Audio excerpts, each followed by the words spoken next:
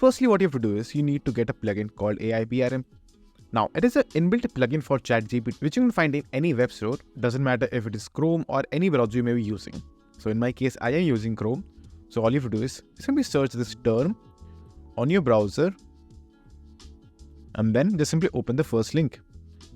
As you can see right over here. Now, if you're using Chrome, just simply open this one. And if you're using any other browser, just simply open that particular browser's web store.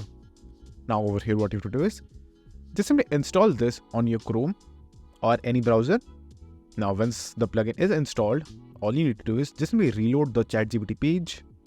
And when you will do that, you will find a new type of interface will be loading over here. So give it a few seconds. As you can see right over here. Now, once the interface have loaded, all you need to do is just simply go to the search panel and search for YouTube.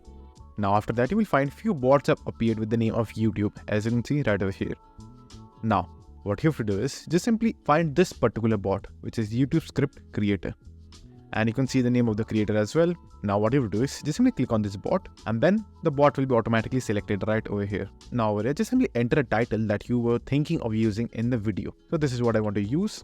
Now, all you have to do is just simply press enter or click on this option and now wait for the ChatGPT to create your entire script.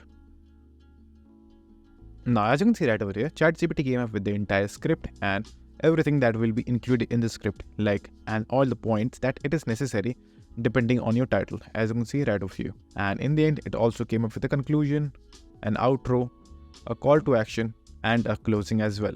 So that's how you use ChatGPT to write your script. So if you would like to get ChatGPT, you can get the link in the description box below. And if this video was helpful, please consider subscribing and liking the video.